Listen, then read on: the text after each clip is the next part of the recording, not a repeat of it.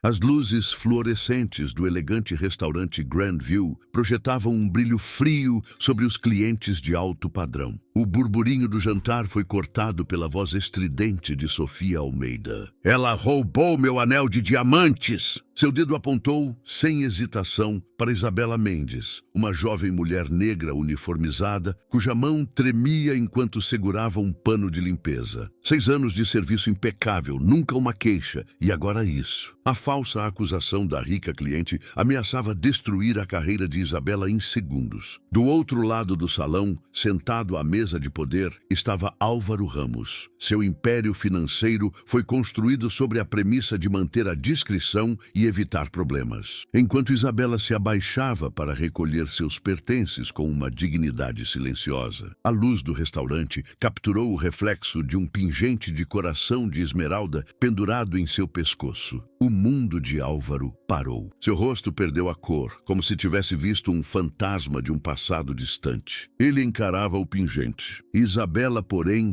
não fazia ideia de que seu pior dia estava prestes a se tornar o início de algo que ela jamais ousara sonhar. O movimento noturno no Grandview desenrolava-se com uma precisão coreografada. Garçons e garçonetes deslizavam entre mesas adornadas com taças de cristal e talheres de prata. Isabela equilibrava 3 pratos no braço com a facilidade da prática. Seu sorriso era genuíno, apesar da dor nos pés, após mais um turno de 14 horas. O pingente de coração de esmeralda em seu pescoço capturava a luz, uma pequena herança de sua mãe que ela nunca removia. Por 6 anos ela trabalhou naquele lugar, conquistando o respeito com sua consistência e graça. A noite parecia uma quarta-feira normal, até a chegada de Sofia Almeida, com sua costumeira aura de superioridade e desprezo mal disfarçado. Sofia se instalou em sua cabine favorita, o ponto com a melhor vista do salão principal, de onde podia observar os outros como uma rainha em seu domínio. As conexões políticas de seu marido a haviam acostumado à deferência, a ter pessoas se curvando à sua vontade sem questionar. Isabela aproximou-se com profissionalismo, sua voz calorosa, apesar da recepção fria que sempre recebia dessa cliente em particular. "Boa noite, senhora Almeida. Gostaria de começar com o seu vinho habitual." Sofia mal levantou os olhos do telefone, dispensando Isabela com um aceno de mão, como se estivesse enxotando um inseto. A falta de respeito era palpável, mas Isabela manteve a compostura, aprendendo há muito tempo que a dignidade era a única coisa que ninguém poderia tirar dela. No lado oposto do restaurante, Álvaro Ramos ocupava a mesa de negócios perto da janela. Com 55 anos, ele havia construído a Sterling Tecnologia do zero, transformando-se de Beto de Santa Clara em um dos empresários mais influentes da cidade. Sua companhia, um potencial investidor, falava animadamente sobre projeções de mercado, enquanto Álvaro concordava distraidamente, sua atenção sendo puxada para as dinâmicas sutis que se desenrolavam do outro lado do salão. Ele observava a interação de Isabela com os clientes, notando seu profissionalismo, sua força tranquila e a maneira como lidava com clientes difíceis. Sofia Almeida, de forma calculada, colocou seu anel de diamante sobre a mesa, ao lado do copo de água, fazendo questão de removê-lo como se fosse muito pesado para seus dedos delicados. O gesto parecia casual, mas Isabela notou a maneira como os olhos da mulher acompanhavam cada movimento, catalogando cada detalhe. Algo parecia errado, uma tensão que aguçou os instintos de Isabela. Ela completou seu serviço rapidamente, mantendo as mãos visíveis, seus movimentos deliberados e testemunhados. Anos de trabalho em serviço a haviam ensinado a se proteger contra falsas acusações, a manter sempre limites profissionais com clientes que a viam como menos que humana. O anel desapareceu na bolsa de Sofia enquanto Isabela seguia para outras mesas, mas a armadilha já estava armada. 10 minutos depois, a voz de Sofia explodiu pelo restaurante com uma indignação teatral. Sua acusação cortou as conversas e atraiu todos os olhares para seu canto do salão. "Ela roubou meu anel de diamante. Eu a vi pegá-lo quando estava servindo à minha mesa." As palavras pairaram no ar como veneno, transformando a atmosfera elegante em algo feio e desconfortável. Todos os rostos se voltaram para Isabela, que permanecia paralisada no centro do salão. Sua dignidade estava intacta, mas seu mundo desmoronava. A senhora Lúcia, a gerente do restaurante, materializou-se ao lado de Sofia, com a velocidade de alguém que passou anos protegendo a reputação do estabelecimento acima de tudo. Seu rosto estava vermelho de pânico e indignação. Sua lealdade alinhada automaticamente com a cliente que poderia prejudicar a imagem do restaurante, em vez da funcionária que nunca lhe dera motivos de preocupação. Senhora Almeida, sinto muito por este incidente. Resolveremos isso imediatamente. Ela se virou para Isabela com fria eficiência, sua decisão já tomada antes que qualquer investigação pudesse ocorrer. O peso do preconceito institucional esmagou o momento, sufocando a verdade sobre a necessidade de apaziguar a riqueza e o poder. Álvaro observou a cena se desenrolar com crescente desconforto, reconhecendo a linguagem codificada e o preconceito velado que ele próprio havia encontrado em sua ascensão ao sucesso. As acusações de Sofia carregavam subtons que iam além de um simples roubo, com uma linguagem cuidadosamente escolhida para pintar Isabela como inerentemente indigna de confiança. A familiar sensação de enjoo no estômago lembrou-lhe todas as vezes que escolheu o silêncio em vez da justiça, as relações de negócios em vez da coragem moral. Aquele momento exigia ação, mas Álvaro permaneceu sentado, protegendo sua imagem enquanto a vida de outra pessoa era destruída. A investigação durou menos de 5 minutos. Um exercício superficial, projetado para demonstrar a devida diligência enquanto se chegava a uma conclusão predeterminada. O anel de Sofia foi encontrado em sua própria bolsa, exatamente onde Isabela sabia que tinha sido colocado, mas o dano já estava feito. O rosto da senhora Lúcia mal registrou a revelação. Sua principal preocupação continuava sendo a satisfação de sua cliente VIP e não a justiça para sua funcionária. Arrume suas coisas, você está dispensada, ela anunciou a Isabela com fria finalidade. As palavras jogaram 6 anos de serviço dedicado no lixo, sem cerimônia ou consideração. Isabela se inclinou para pegar seu avental caído, seu movimento lento e deliberado, enquanto processava a magnitude do que acabara de ocorrer. O pingente de coração de Esmeralda balançou suavemente enquanto ela se movia, captando as luzes do restaurante e refletindo-as como pequenas estrelas contra a escuridão de seu uniforme. Essa pequena joia tinha sido a posse mais preciosa de sua mãe, um símbolo de amor que transcendia a pobreza e as dificuldades. Graça havia o colocado nas mãos da filha com palavras de força e esperança, nunca imaginando que um dia se tornaria a chave para desvendar um segredo de família, enterrado sob 20 anos de culpa e vergonha. O ar prendeu na garganta de Álvaro quando a luz iluminou o pingente. Sua mente correu para trás, através de décadas de arrependimento e busca. O coração de Esmeralda era idêntico ao que ele havia dado à sua irmã Graça quando ela completou 16 anos. Uma promessa de que ele sempre estaria lá para ela, não importa o que a vida trouxesse. Mas essa promessa tinha sido quebrada pela ambição, pela sua transformação de Beto de Santa Clara em Álvaro Ramos, por escolhas que lhe custaram tudo o que realmente importava. A visão daquele pingente no pescoço de Isabela enviou ondas de choque através de seu mundo cuidadosamente construído, sugerindo possibilidades que o aterrorizavam e o emocionavam. Enquanto Isabela recolhia seus pertences com dignidade, Álvaro abandonou sua reunião de milhões de dólares sem explicação, seus pés o levando em direção a um acerto de contas que ele havia evitado por 2 décadas.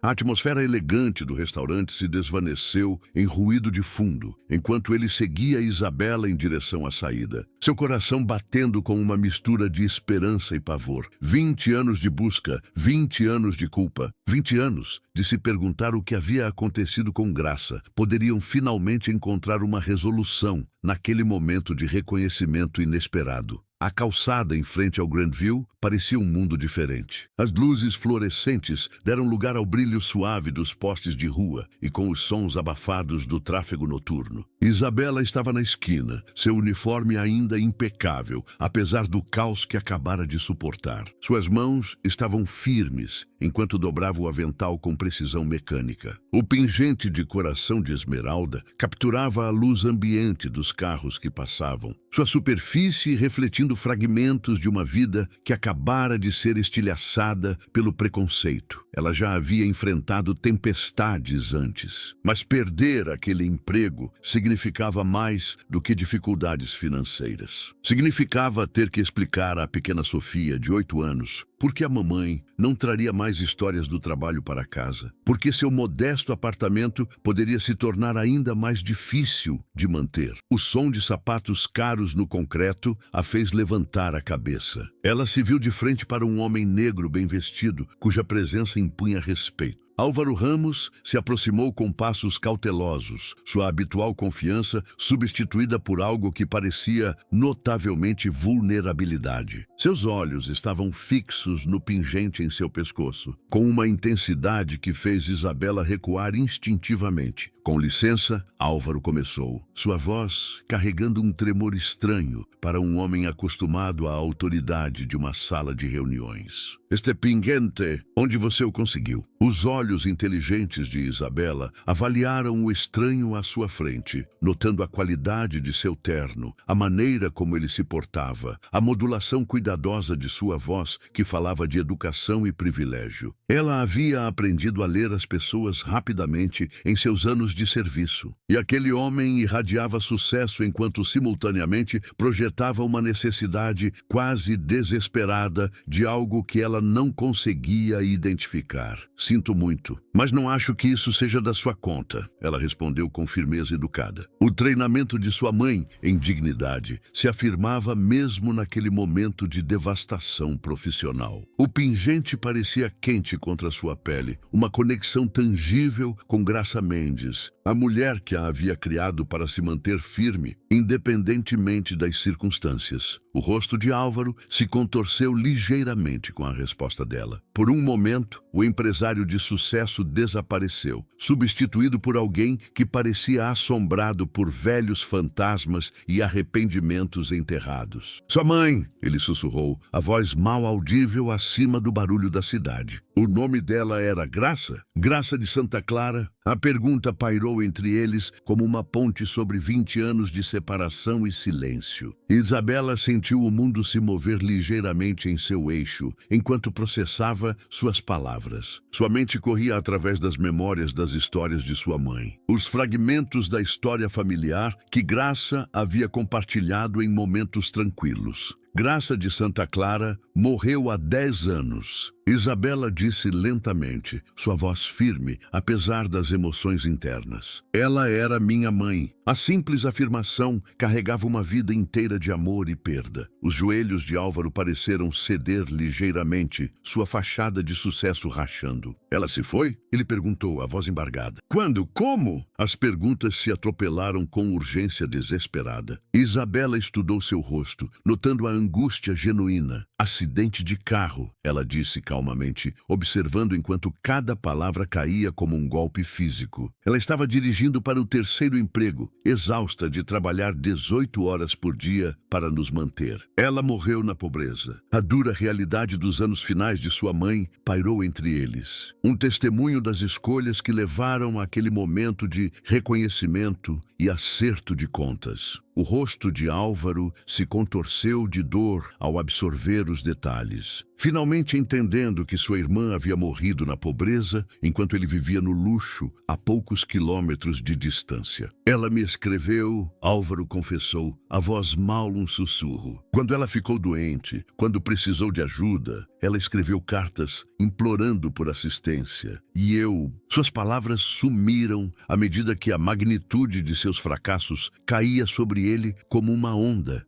Isabela sentiu algo frio se instalar em seu estômago enquanto processava sua admissão. A percepção de que as lutas de sua mãe poderiam ter sido evitadas se a família tivesse escolhido o amor em vez do orgulho. Você é o Beto, ela disse. Não uma pergunta, mas uma afirmação de reconhecimento. Ela falava sobre o Beto de Santa Clara o tempo todo. Se perguntava por que o irmão mais velho nunca respondia. O nome atingiu Álvaro como um golpe físico, lembrando-o de quem ele havia sido antes de o sucesso transformá-lo em alguém que sua irmã não conseguia alcançar. Mudei meu nome para Ramos quando tive sucesso, ele admitiu, a vergonha evidente. Eu tinha vergonha de onde viemos, medo de que ajudá-la me fizesse parecer fraco para meus parceiros de negócios. A confissão pairou entre eles como uma acusação. 20 anos de escolha da reputação em vez da lealdade familiar, finalmente falados em voz alta. Isabela sentiu uma mistura de raiva e piedade ao entender a traição de seu tio. A forma como o medo e a escalada social custaram à sua mãe o apoio de que ela precisava desesperadamente. Você deixou minha mãe morrer porque tinha vergonha de nós. Isabela declarou com fúria contida, sua voz carregando o peso de cada luta que Graça havia suportado sozinha. Ela trabalhou em 3 empregos para nos manter vivos, enquanto você vivia em uma mansão, escolhendo a aprovação dos outros em vez da família. A acusação foi precisa e devastadora, expondo a verdade feia no cerne de seu sucesso. Ele havia trocado a vida de sua irmã por aceitação social, sacrificando os laços que deveriam ter importado mais pela aprovação de pessoas que nunca o aceitariam de verdade. Independentemente de sua riqueza, passei 10 anos procurando por ela. Ele disse desesperadamente, querendo se desculpar, querendo consertar as coisas. Mas a expressão de Isabela permaneceu inalterada por suas tardias tentativas de redenção.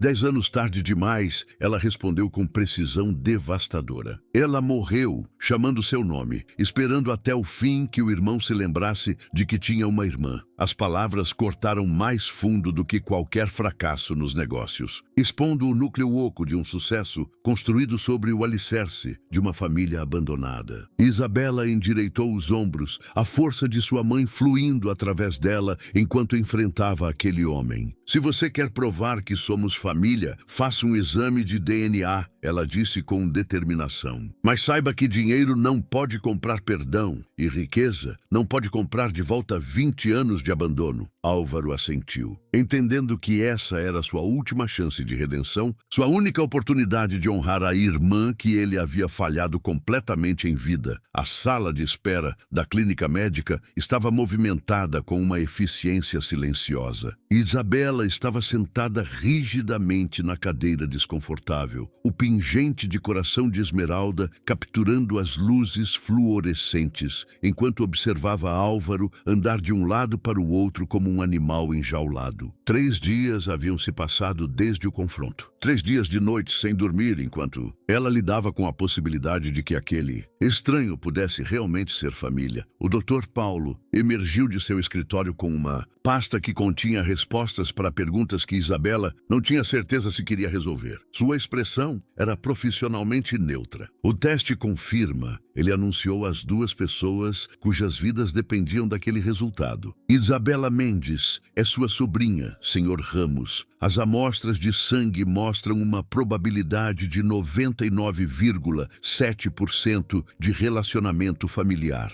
As palavras pairaram no ar como um veredito. As pernas de Álvaro cederam sob ele e ele desabou na cadeira mais próxima, as mãos tremendo enquanto processava a magnitude daquilo. Graça era real, suas cartas eram genuínas, e aquela mulher notável sentada à sua frente era a prova viva da família que ele havia abandonado em busca de aceitação social. Todos aqueles anos de busca, ele sussurrou. Todos aqueles detetives que contratei depois que ela parou de escrever. E ela estava aqui o tempo todo. Isabela observou seu colapso com uma mistura de satisfação e piedade inesperada, entendendo que a dor dele, embora merecida, também era genuína. Ela nunca parou de te amar, Isabela disse calmamente. Mesmo quando você esqueceu que ela existia, ela continuou acreditando que você se lembraria do caminho de volta para nós. Álvaro tirou uma caixa de madeira de sua maleta com as mãos trêmulas. Dentro dela havia dezenas de cartas na caligrafia familiar de Graça. Eu guardei cada carta que ela enviou, ele confessou, a voz embargada pela emoção. Isabela levou os olhos para o volume da correspondência, entendendo o escopo das tentativas de sua mãe de manter a conexão familiar. As cartas mais antigas irradiavam orgulho e alegria, cheias de notícias dos primeiros passos de Isabela,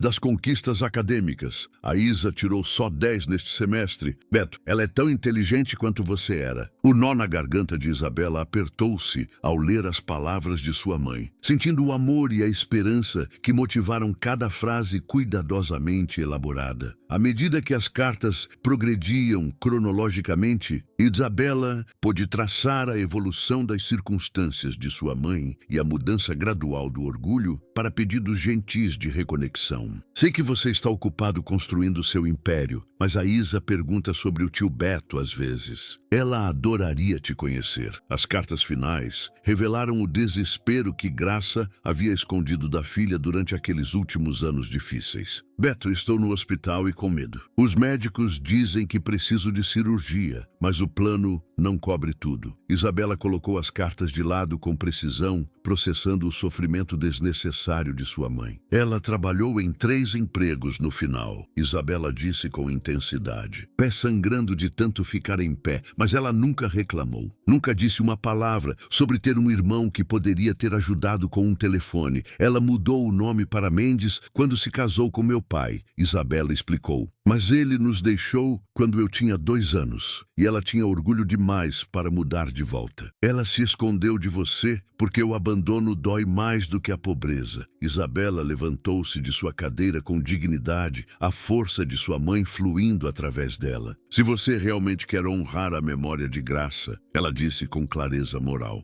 ajude-me a construir algo que garanta que nenhuma outra família trabalhadora sofra como nós sofremos. Ajude-me a criar uma mudança que importe mais do que sua culpa ou meu perdão. Álvaro assentiu em meio às lágrimas, entendendo que essa era sua última chance de redenção significativa. Sua única oportunidade de transformar 20 anos de fracasso em algo que se assemelhasse à justiça. A história explodiu nas plataformas digitais. Filmagens de segurança do Grandview vazaram, mostrando Álvaro Ramos sentado imóvel, enquanto sua própria sobrinha enfrentava falsas acusações. Manchetes gritavam, bilionário assistiu a própria sobrinha ser demitida e não fez nada. Isabela acordou com o telefone vibrando com mensagens de amigos e estranhos. A invasão de privacidade era avassaladora, mas ela reconheceu o poder que vinha com a visibilidade repentina. Álvaro acordou e encontrou seu império corporativo sob ataque. A pequena Sofia, no café da manhã, perguntou com a honestidade brutal que só as crianças possuem. O homem rico é mesmo o irmão do vovô? Quando Álvaro apareceu na porta do apartamento de Isabela naquela tarde, ele carregava consigo apenas a vergonha. Ele abriu a porta com Sofia ao lado e o ar prendeu na garganta de Álvaro ao ver as feições de Graça refletidas no rosto curioso da criança. 20 anos de questionamento se cristalizaram naquele momento. Sofia estudou seu tio-avô com a avaliação franca que as crianças trazem para novos encontros. Você é o tio que se esqueceu da vovó Graça? Ela perguntou com franqueza devastadora. Álvaro ajoelhou-se ao nível dos olhos dela. Sim, querida, ele admitiu com honesto remorso. Cometi o maior erro da minha vida ao esquecer a família. Sofia considerou sua resposta